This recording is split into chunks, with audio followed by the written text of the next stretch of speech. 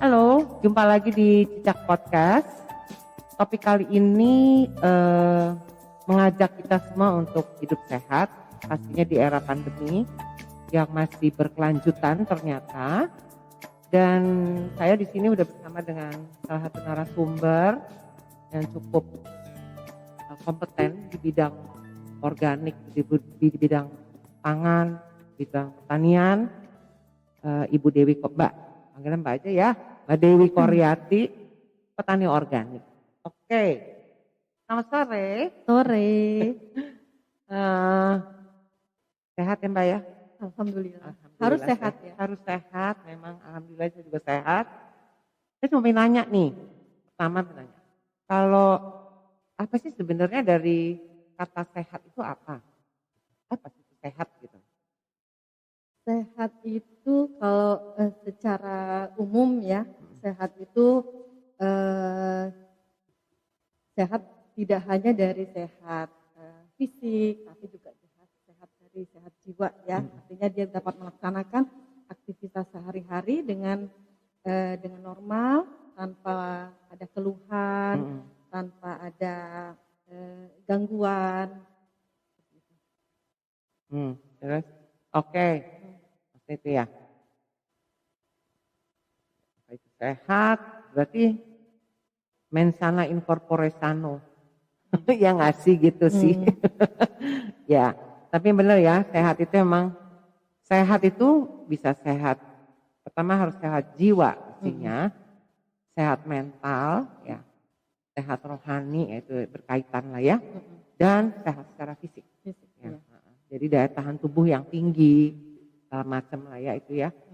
Nah itu untuk menjadi sehat itu, apalagi nih eranya yang memang kita wajib sehat sekarang, wajib punya kesadaran untuk sehat, kira-kira begitu kan. Nah itu, apa kalau menurut Mbak Dewi ini apa? Jadi apa nih kiat-kiat apa yang, apalagi during pandemic ini, apa yang harus kita, sebaiknya harus apa? Karena kan kayak tadi nih, tadi siang saya dapat di salah satu grup WA grup gitu, ada yang ngomongan mengenai informasi ya mengenai gelombang kedua dari pandemik ini yang ternyata lebih dahsyat lagi penularannya.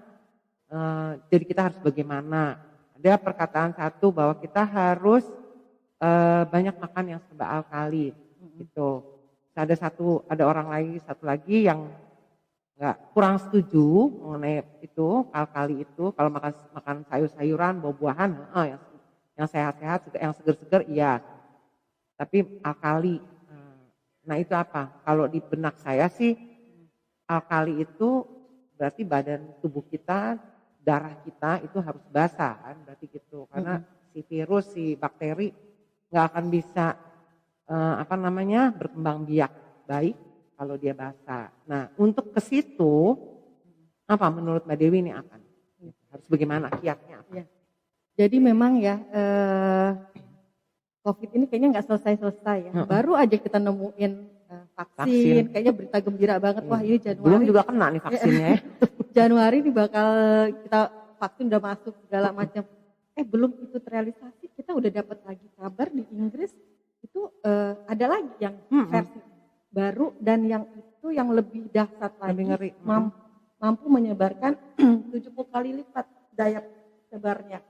Jadi kita nggak bisa tergantung sekarang dengan obat lah, dengan vaksin. Jadi bagaimana kita bisa membentengi diri sendiri, ya diri kita sendiri dengan imunitas yang baik. Itulah yang paling penting sekarang itu. Jadi oke, masker udah, jaga jarak segala macam udah. Tapi yang penting sekali dari dalam diri kita ini, bagaimana kita mempersiapkan tubuh kita, walaupun kita kecolongan ada yang masuk, tapi itu langsung bisa diusir. Balik lagi yang basah, memang itu salah satunya. Ya. Jadi yang paling gampang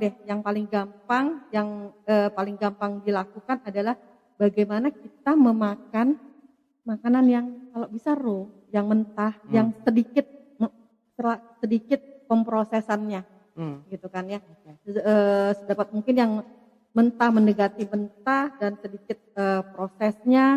Jadi nggak usah yang dimasak di apa segala macam gitu kan ya. Berbumbu-bumbu gitu ya, Bumbu-bumbu segala santan-santan. santan-santan Iya. gitu kan ya. Kalau bisa balik ke zaman dulu lagi deh, Oke. ke zaman nenek-nenek kita makan lalap-lalapan, Eh. pakai sambal gitu kan ya.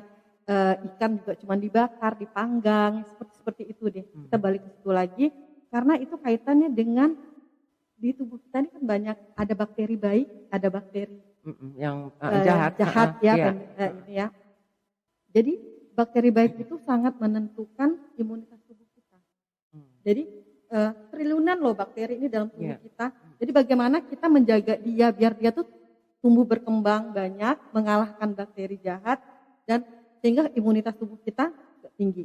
Nah, makanan bakteri baik itu biasa disebut probiotik. Makanan probiotik itu adalah prebiotik. Prebiotik itu adalah sayur-sayur mentah, buah-buah ya.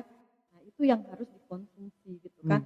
Jadi sayur, buah itu udahlah sumber probiotik, dia juga seratnya tinggi sehingga kita ke belakangnya juga lancar gitu kan, vitaminnya juga banyak.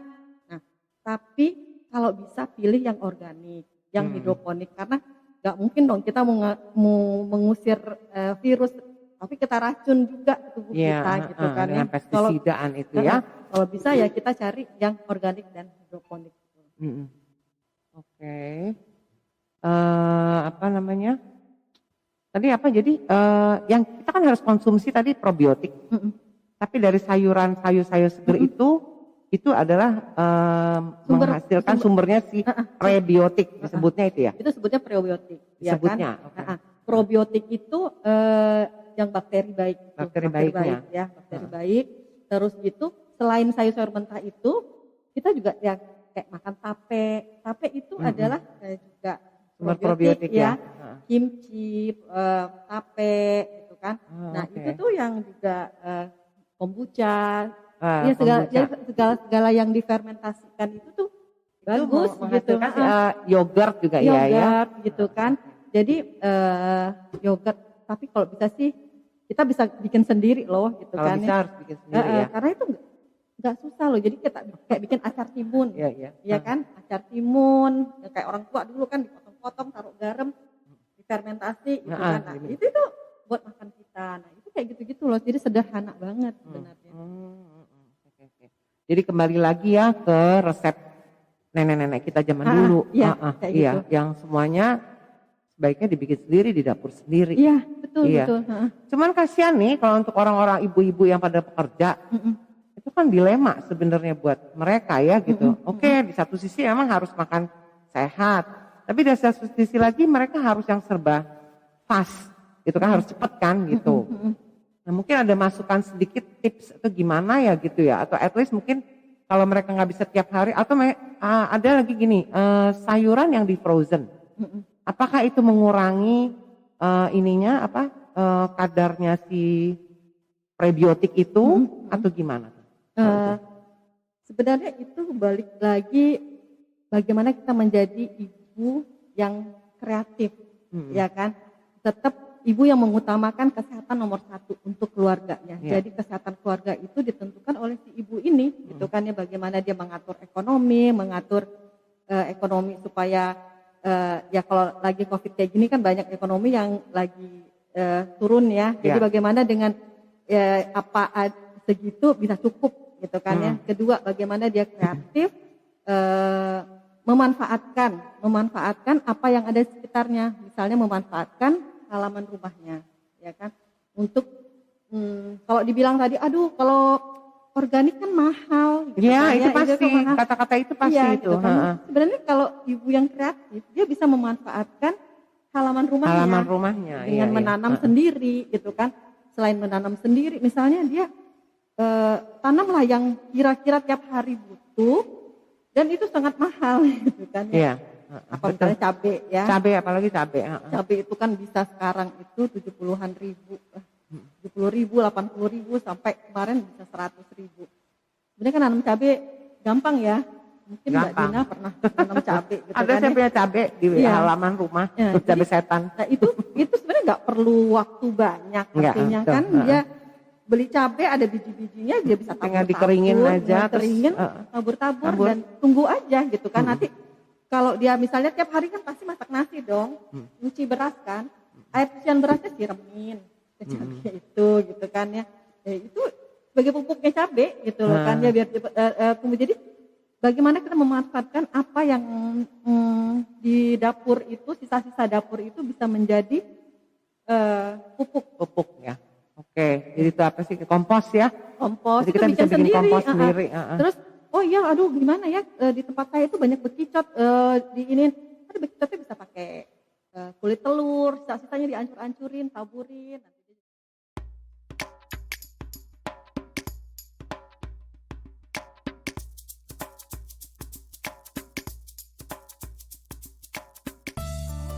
Malahnya itu dong, si apa?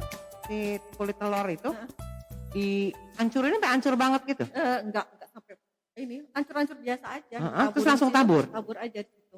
Oh, taburnya di tanahnya udah gitu aja? Oh ya?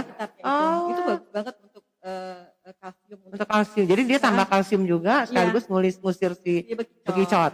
Terus untuk dikutu-kutuin kan suka ada kan putih-putih. Ini juga belalang. Ya, kubul itu ya. Iya.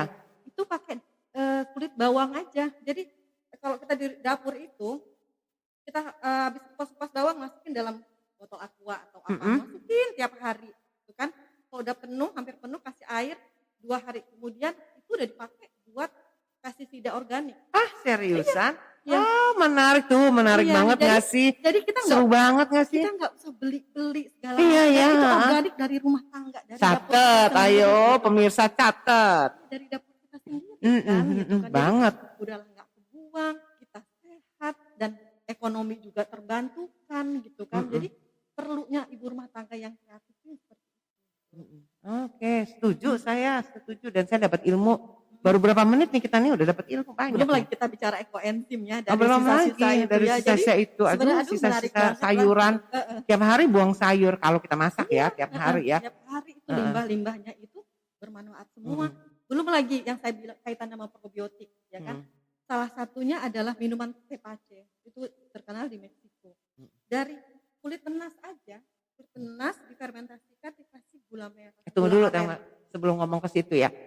Kulit nanas ini kan gini, ngebersihin si nanas. Yang bener tuh gimana sih ngebersihin buah? Jadi itu caranya yang bener untuk ngebersihin si buah-buahan yang either kita pakai si kulitnya untuk ini kan kebetulan nanas untuk itu ya, untuk bikin ekoenzim, TPC, sorry. Terus ada juga kan buah-buahan yang dianjurkan dia bagusnya makannya sama kulitnya, karena kulitnya kulit yang tipis-tipis tuh bagusnya begitu. Nah itu gimana? Jadi kalau dari saya ya, sedapat mungkin kita memakan buah-buahan lokal dulu deh. Karena apa? Kalau kita pikir ya, buah-buahan yang dari luar negeri itu ya pasti memerlukan waktu yang lama dan ya kita pakai lilin lah segala macam karena untuk mempertahankan biar itu sampai ke kita gitu kan. Jadi semakin Oke. Jadi iya ya benar juga. Oke. Kalau saran saya sebaiknya kita mengkonsumsi itu buah-buahan lokal gitu kan. Selain kita membantu petani lokal kita juga bisa mendapat yang lebih sehat ya kan karena jaraknya kan dekat kan. Terus gitu kita juga memutus rantai karbon karena dia juga kan memerlukan jalan sana jalan sini gitu kan ya. Jadi kita konsumsi lah buah-buahan lokal, kita nggak kalah ininya kok gitu, nggak kalah enaknya dan juga vitamin nutrisinya juga banyak. Ini nggak gitu boleh kan, dong kalau gitu nih. Luar negeri ini. Kenapa lagi kesian lah ya petani lokal kita, petani barelang. Ini barelang nih. Jadi kita harus ya mensupport lah petani-petani kita gitu. Selain kita juga dapat yang lebih sehat. Bener-bener sih make sense ya. Cuma mungkin untuk beberapa buah-buahan yang nggak ada ya mau nggak mau. Tapi itu lagi cara ngebersihinnya karena harus bener. Kalau aku tuh di rumah pakai cuka apel jadi direndam gitu direndam. Sebenarnya semua jadi kalau yang saya dan saya udah ngajarin orang rumah juga sih. Kalau saya nggak sempat ngerjain sendiri, jadi kalau misalnya saya habis belanja gitu, nah saya biasanya pisahin, ini organik, ini nggak usah, ini biasa aja cucinya. Kalau yang ini harus kamu rendam pakai Mhm. si cuka apel.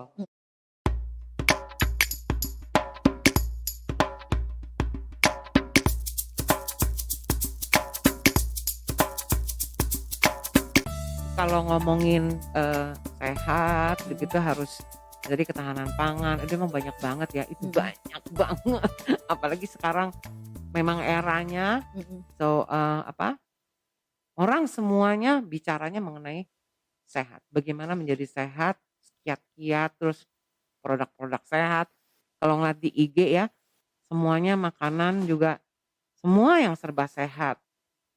Yang dulu orang nggak ngerti chia seed, semua chia seed gitu, Mhm. semua, macam-macam deh pokoknya semua gluten free gluten free gluten free yang mudah-mudahan itu nggak cuman lip sync ya, nggak Heeh. cuman sekedar slogan ya gitu. Mhm. Jadi emang bener-bener pure gluten free gitu karena Mhm. ya Mhm. itu tadi yang, aku tadi bilang, aku sendiri merasakan itu di badan. Mhm. Makanya tuh setelah itu saya coba ngulik untuk si, eee apa ya, substitusi dari si gandum itu Mhm.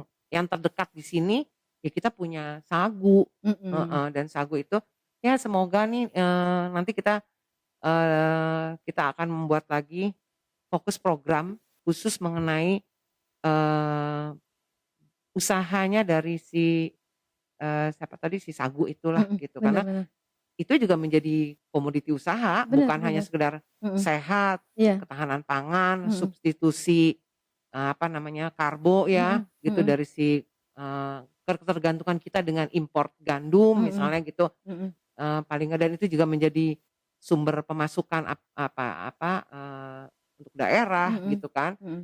Dan itu juga bisa menjadi salah satu usaha baru, lahan usaha Bener. baru gitu loh untuk teman-teman pengusaha atau, teman-teman yang baru memutuskan untuk menjadi pengusaha gitu. Bener. Jadi itu ada satu komoditi yang dibidik dan itu sebenarnya cukup luas, Bener. target marketnya gitu. Iya. Nggak usah ngomong keluar deh, keluar Kepri, ngomong Heeh. Kepri aja dulu Iya. gitu loh. Bener. Habis itu baru kita ngomong lagi ekspor dan sebagainya lah gitu. Mhm. Untuk Bener sini bener. juga karena manusia di sini juga banyak gitu kan, Mhm. gitu.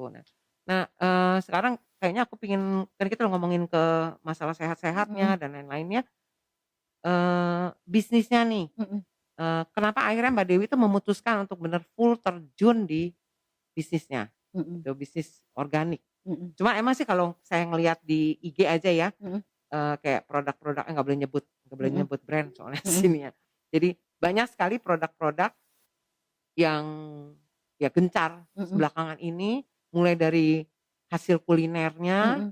yang kuliner udah jadi, atau kan si raw materialnya. Mhm. Semua juga udah pada semua menggaungkan si organik inilah, Mhm. organik dan hidroponik dan, apa namanya, eee, cuman, saya masih lihat sih sebenarnya kayak, di IG lah pastinya nih, teman-teman kuliner, UKM kuliner ini, eee, masih membuat makanan-makanan yang enak di mulut sih gitu loh, heeh, Iya. gitu. Cuman Mhm. ya itu nanti kita ngobrol nanti kali ya. Tapi Mhm. saya kepengin tahu dulu nih, Mhm. Mbak Dewi ini kenapa memutuskan untuk akhirnya full time di, usaha ini? Nah jadi nih ya, kalau dipikir dari menanam kebutuhan sendiri untuk kita, dapur kita sendiri, terus kalau berlimpah nih hasilnya bisa dijual sama tetangga, Mhm. ujug-ujug sambilan lah Iya, ceritanya. heeh. Terus kalau mau diseriusin, ya tinggal dibesarin ya, Iya. jadi bisnis alternatif. Enggak bisnis alternatif, bisa jadi Bisa main jadi ini, bisnis, heeh. bener bener Ya bener. seperti kayak Mbak Heeh. Dewi kan Iya. akhirnya jadi main bisnis gitu, Iya, bener bener. mhm, Itu alurnya begitulah. iya kan? Heeh. Tadinya Heeh untuk sendiri-sendiri, heeh, terus ke tetangga dan teman-teman dekat, mhm, kemudian jadi bisnis beneran. jadi seriusan, Heeh. heeh, Dan bisnis beneran dari sayur, kemudian beranak-ranak lagi. Karena, berpikirnya gini, dulu kita menyediakan sayur sehat, mhm. terus kita berpikir gini, sayurnya udah sehat, tapi kalau di antar numisnya masih pakai MSG, masih pakai Ajinomoto, Oh ya ya sama juga sayang emang juga bohong. bohong. Akhirnya jualan deh, Heeh, jualan yang, penyedap tapi yang sehat, yang yang sehat, organik. Nah organik, heeh, nah dari situ jadi akhirnya bisnisnya berkembang terus, gitu mhm. loh. Jadi, eee, tren tren 2020 dan ke atas itu memang tren makanan sehat. Ini harus ditangkap sama UKM-UKM di sini sama ibu-ibu di sini gitu kan ya. Mhm. Karena eh, terus terang di Batam itu masih susah nyari roti yang gluten Iya, free, heeh, nyari kue basah yang bebas gula, gula iya, pasir ya heeh. gitu kan ya. Itu masih masih susah. Nah, ini suatu peluang yang harus bisa ditangkep nih. Eh, Kan orang-orang sekarang orang-orang kantor-kantor gitu kan udah tahu mereka, aduh gue pengen sehat nih gitu, tapi Mhm, nggak ada mau beli di mana gitu iya kan ya. betul. Terus tiba-tiba kita jualan ini kita ada kok kue kampung tapi yang kita nggak pakai gula pasir loh, kita pakai gula pengganti yang organik lah atau apa atau Mhm. apa. Pasti orang akan kalau ada pilihan itu orang pasti akan milih yang sehat. Walaupun harga beda tapi tetap orang sekarang udah sadar sehat itu lebih utama. Iya benar sih. Mhm, Sebenarnya ya bisa ya, jadi kalau misalnya gini loh, ini pemikiran saya nih, UKM kuliner itu mhm, kalau kan dia kan pasti butuh, cabe mhm, lah, butuh apa, daun bawang lah, mhm, mhm, apa, seledri mhm, lah gitu mhm, ya, daun macem-macem lah itu mhm. segala macem ya. Itu sebenarnya ditanam sendiri aja ya, Iya, bener heeh, bener, jadi heeh.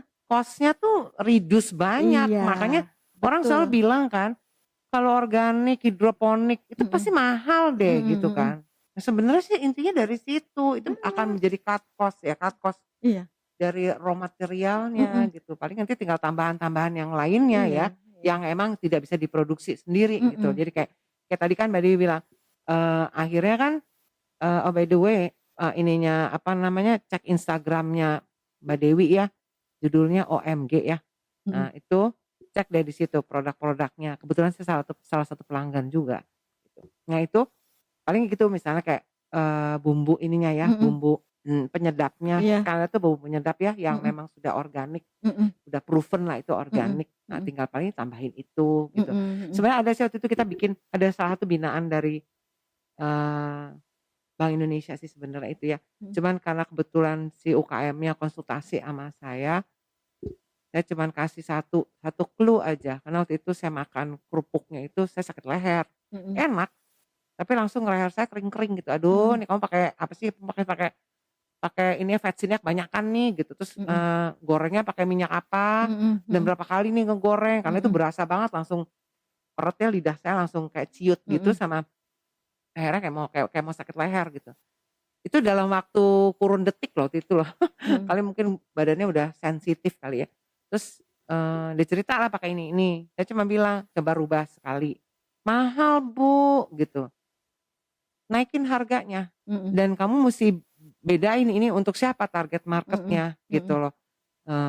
Terus dia ada rubahnya dengan memakai itu, si mhm, bumbu vetsin organik mhm, itu, dia pakai itu, terus minyaknya hanya, 2 kali dia pakai. mhm, 2 kali habis mhm, itu udah apa namanya, disingkirin ya, nggak dipakai. mhm, Hasilnya apa, ininya dia langsung boom iya, penjualannya dan mhm, tapi saya udah bilang, storytelling jangan lupa itu, heeh, bener cerita bahwa itu pakai apa gitu dan bener, kalau kamu mau bawa ke Singapura, keluar lah pokoknya gitu, storytelling kamu harus jujur, kamu nggak boleh bohong-bohongan gitu mhm, loh, mhm, sebutin aja pakai apa gitu. mhm, Ternyata itu malah diterima iya, pasarnya dan sampai sekarang gitu loh dia oke banget lah gitu. Jadi saya pikir, eee, itu udah ada contoh sih mhm, sebenarnya asal memang niat ya, mau ya iya, bener gitu. bener bener, Dijadikan dijadikan effort lah itu iya, untuk dia juga sehat, pasti kan mhm, dia juga nyemil nih, keluarganya mhm, juga nyemil kan, pasti mhm, makan-makan juga kan.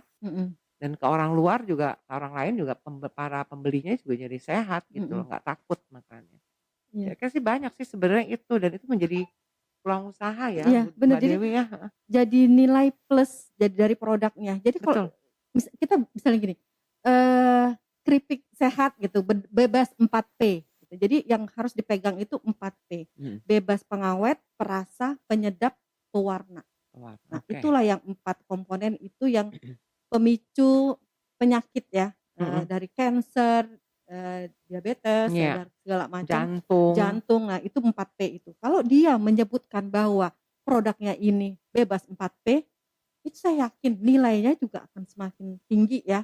mhm, Dia naruh yang tadinya pisang goreng cuman, 2.000 bisa jadi 3.000 gitu loh, karena mhm, orang lebih, "Ah, mau berarti ini lebih sehat," gitu kan iya. ya, seperti itu. Biaya ke dokter kan juga berkurang jadinya. Iya Iya benar Iya benar. sebenarnya kan Heeh, kayak gitu, apalagi kayak sekarang. Sekarang kan takut nih mau ke dokter. heeh. Iya.